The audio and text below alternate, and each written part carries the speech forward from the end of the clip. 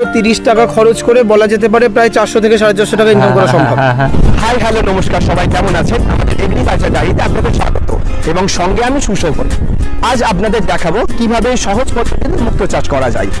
আমরা সরাসরি আজ কথা বলে নেব গৌতম বেরার সাথে, যিনি বিগত 2 বছর ধরে মুক্তো চাষের সঙ্গে যুক্ত আছেন এবং প্রায় 5000 ঝিনুক নিয়ে মুক্তো চাষ করছেন। হ্যাঁ, তো চলুন তাহলে মুক্তো চাষটা একটু দেখে নিই। চলুন। মুক্তোর চাষটা কবে থেকে আপনি শুরু করেছেন? আমি প্রায় হয়ে গেল 18 মাস মতো করেছিলাম। তবে ঘরের পুকুরে করেছি, 6000 পিস আমার এখানে আছে।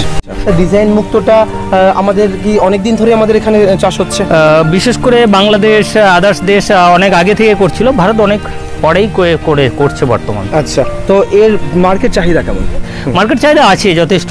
এটা করে যদি বেকার ছেলে মেয়ে নতুন কিছু নিয়ে কাজ করতে চাইছে, তাহলে কি এটা করে একটা ব্যবসায়িক দিক দেখতে পাবে? হ্যাঁ, অবশ্যই ব্যবসায়িক দিক করতে পারবে এবং এদিক দিয়ে দুটো ফায়দা আছে। দুটো ফায়দা বলতে গেলে কি, নিজস্ব পুকুর বা লিজ পুকুরে কেউ মাছ চাষ করলো, সেই মাছ চাষের সাথে সাথে এটা একটা এক্সট্রা মুনাফা।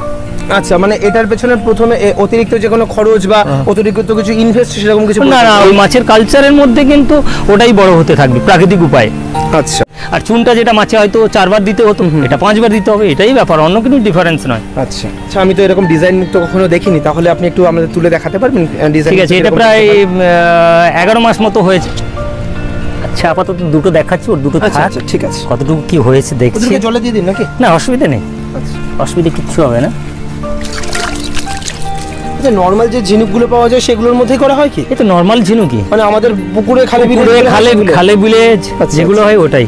এটা ধরুন একটু, এটাকে স্পিচুলা বলে, ঠিক আছে? স্পিচুলা, হ্যাঁ। আচ্ছা, মানে এটা খোলার জন্য কাজে লাগে? খোলার জন্য, যেহেতু এটা মুখ বন্ধ করে আছে, কিছুক্ষণ রেখে দিলে কিন্তু অলরেডি সে ওটা খুলে দেবে। আচ্ছা, ঠিক আছে, এটাকে এইভাবে ঢোকানো হবে। অপারেশনের ক্ষেত্রেও এরকম করা হয়। এটা আউটার বলা হয়, একে আউটার বলা হয়, ঠিক আছে?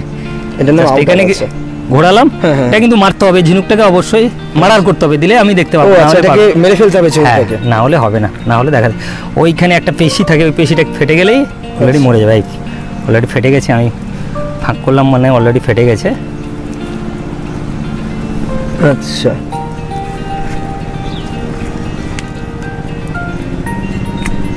দেখি মুক্ত হয়েছে, দেখছি। আচ্ছা,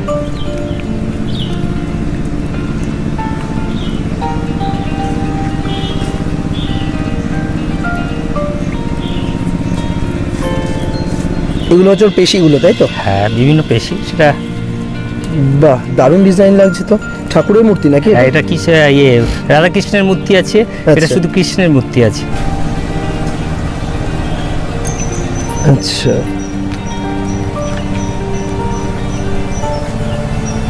আচ্ছা, এর মধ্যে হয় কি করে? হয় কি করে মানে, এই ধরনের ডিজাইন অপারেশনের মাধ্যমে এর ভিতরে প্রবেশ করানো হয়। ও মানে ঝিনুকটা যখন রয়েছে তার মধ্যে এরকম একটা সেল দেখতে এরকম ভেতরে ঢুকে যায়, ওটা প্রবেশ করানো হয়। ওরা একটু যন্ত্রণা হয়, যন্ত্রণা হওয়ার পরে ওই যে ঝিনুকের মধ্যে যে পারদ জাতীয় জিনিস, যেটা লেকার বলা হচ্ছে, যেটাকে মুক্ত বলা আছে, ওই লেকারটা স্প্রে করে, ওটা স্প্রিঙ্কেল আকারে ওরা ছড়িয়ে দেয়। ও স্প্রে করলেই ওটা ধীরে ধীরে ধীরে ধীরে ধীরে ধীরে উপরে লেয়ার পড়ে যায়। লেয়ার পড়ে ওটা, এর উপরে লেয়ার পড়তে পড়তে এই জিনিসটাই তৈরি হয়। আচ্ছা, ওটা কালারটা দেখেছেন, সোনালী কালারের হয়েছে, মানে ঝিনুকের উপরে ডিপেন্ড করছে। এটা রূপালী কালার হয়েছে। ওটা ঝিনুকের গুণগত বৈশিষ্ট্য অনুযায়ী কালার, আবার অনেক সময় সবুজ কালার হয়, অনেক সময় বেগুনি কালার। এই যে ঝিনুকের উপরে একটা বেগুনি লেয়ার পড়েছে, ওটা ঝিনুকের উপরে ডিপেন্ড করছে। আচ্ছা, তার মানে ঝিনুক যেরকম লেকার ছাড়বে সেই অনুযায়ী কালারটা আসবে। আচ্ছা আচ্ছা, এটা কি খাবারের গুণগত মানের উপর ডিপেন্ড করে নাকি ঝিনুকের কোয়ালিটির উপর ডিপেন্ড করে? ঝিনুকের কোয়ালিটি এবং পুকুরের সঙ্গে খাবারের কোয়ালিটি সবকিছুর উপরে ডিপেন্ড করছে। আচ্ছা, মুক্তগুলো যে আপনি দেখালেন তৈরি বা রেডি মুক্ত, আচ্ছা এগুলো তাহলে তৈরি করতে হয় কিভাবে?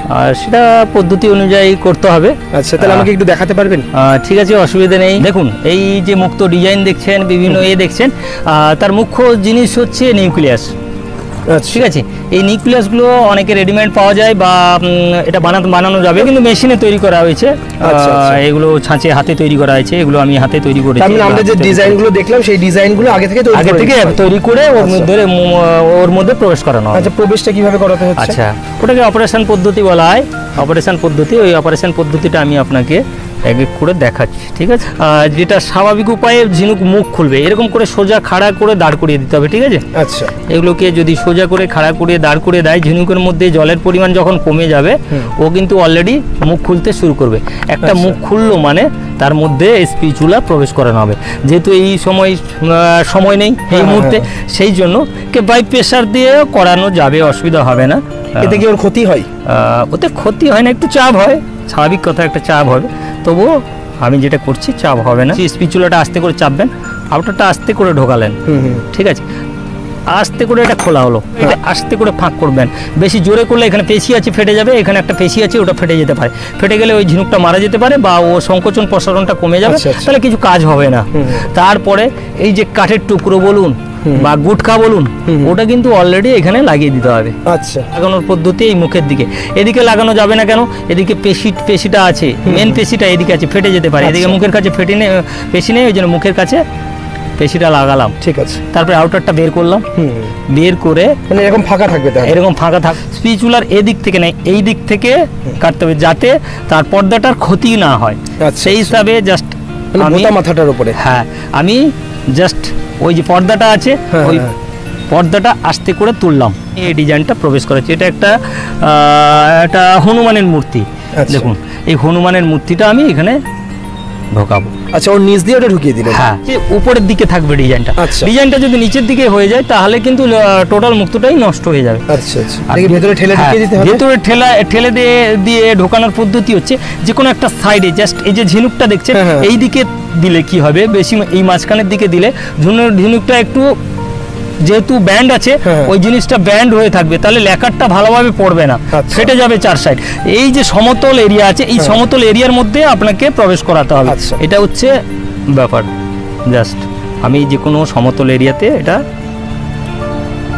এই দিকে আমি প্রবেশ করিয়েছি, ঠিক আছে। তারপরে আবার কি করব, ঝিনুকের মুখটা আস্তে আস্তে করে, বাতাস থেকে গেলে ওখানেও প্রবলেম আছে, মাটি থেকে গেলে প্রবলেম আছে, ময়লা থেকে গেলে, ব্যাস ওটাকে আমি বন্ধ করে দিলাম। আচ্ছা, ব্যাস প্রয়োজন হলে এ পাশে আবার একটা এ পাশে যেহেতু দুটো খোলস আছে, এ পাশে আর একটা, যেহেতু এই দিকে এ পাশে আর একটা রেখেছি, এই পাশে আর একটা দিব।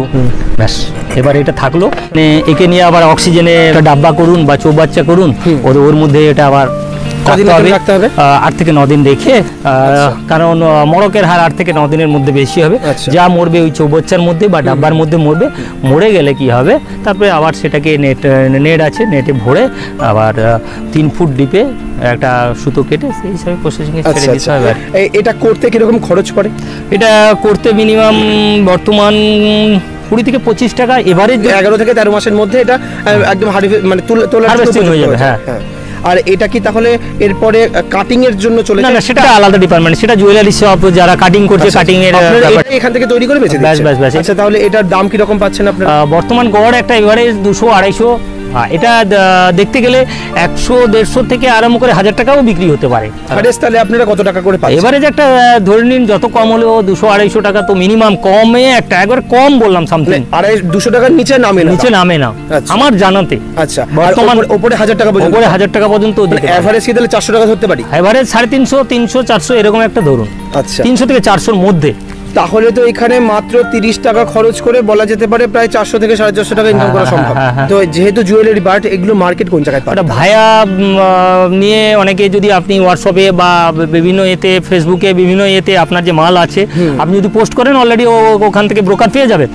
অথবা আমার জানাতে রাজস্থানে আছে, আপনার দিল্লিতে আছে, কলকাতার মধ্যে আছে, অসুবিধা নেই। অসংখ্য ধন্যবাদ দাদা, অনেক সম্মান দিলেন। এবং এই ব্যবসাটা আশা করি আর সাধারণ যে যারা নতুন কাজ করতে চাইছে তাদের জন্য খুব উপকারী একটা ব্যবসা। অবশ্যই। ঠিক আছে, অনেক ভালো লাগলো আপনার সঙ্গে কথা বলে।